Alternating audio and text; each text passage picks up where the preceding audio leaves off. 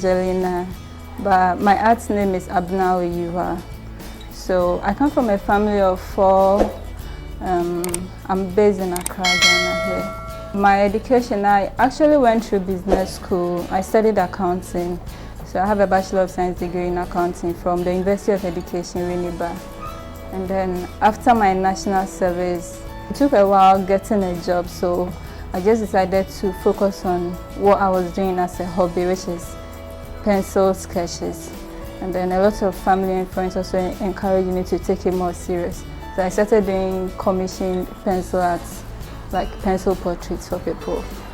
I didn't learn arts from anywhere. It just comes, like even when I was in school, when there is no teacher there, I just start scribbling something in my book with my pen. It just comes. I just imagine something and then I draw it. So I've been doing that from childhood. It was just until the end of my national service that I decided to take it a bit more serious by doing commissioned pencil portraits.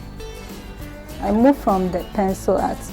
So I started using acrylic and oil paintings April last year, 2020. So I'll say it's been a year now since I started doing painting. My art is mainly inspired by the emotions of women and children in the society. So all my art, or almost all my artworks, tell a story about women and children, their emotions, how they are treated in society, the misconceptions about some of the things women do. That is basically what my art talks about, women and children. I schooled at Agri Memorial, Cape Coast for senior high. But before that, when it was time choosing schools and courses and all that, I actually wanted to do arts. But the misconception, I don't know whether it's actually just a misconception or it's kind of a reality here in Ghana. There's this misconception that when you do arts in Ghana, you won't go far, you won't prosper, you won't get any work that's going to pay you, or you definitely end up selling art in traffic and all that. You see, so because of that misconception, my family was not so happy about it. So since I was also good in maths, then let me just do business or science or any of those courses and then use the art as a hobby. So that was the decision then. That's why I did business and then further to accounting. But now everyone is happy. My friends, family, they are all so happy for me, especially after I started making sales. Yeah, after I sold my first painting, and then before I realized that, oh, art is also something. It's not just about selling prints in traffic and all that. For now, I don't have plans going back to accounting because art is more than a profession for me. Now it's like my life. Anything I do, I see art in it.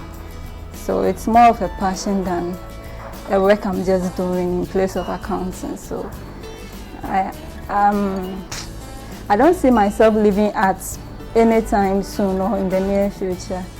It's art that I'm going to do. I'm not going back to accounting. My art's name is Abna Oyiwa. I wanted a name that feels more natural, feels more African. And I'm a Tuesday born, so why not Abna? And then Oyiwa is like a grandmother I was named after, so Abna Oyiwa is the perfect fit for me. I sold one work January, somewhere late December last year and then early January this year. The title is Mask Off. Okay, so that's my personal favorite so far, because that work, it depicts a local young African lady with a natural hair, the afro hair, and then she had a African cloth wrapped around her, something that looked like kente was wrapped around her. And then in her hand, she was holding something like a mask, but the mask looked like a bleached face, like a bleached African. And then the mask had very long silky hair, which is not African hair, because our hairs are all curled and curly and all that. Yeah, that's my personal favorite, because anyone that sees the picture gets the connection immediately. It's just like the Dinkra symbol Sankofa we have. Like, you just look at the artwork and you know it's just telling you to accept who you are, be original. Don't try so hard to look like someone else.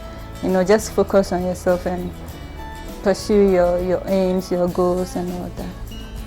I don't have a role model in the art industry, but one artist that inspires me a lot is Ahmed Bati.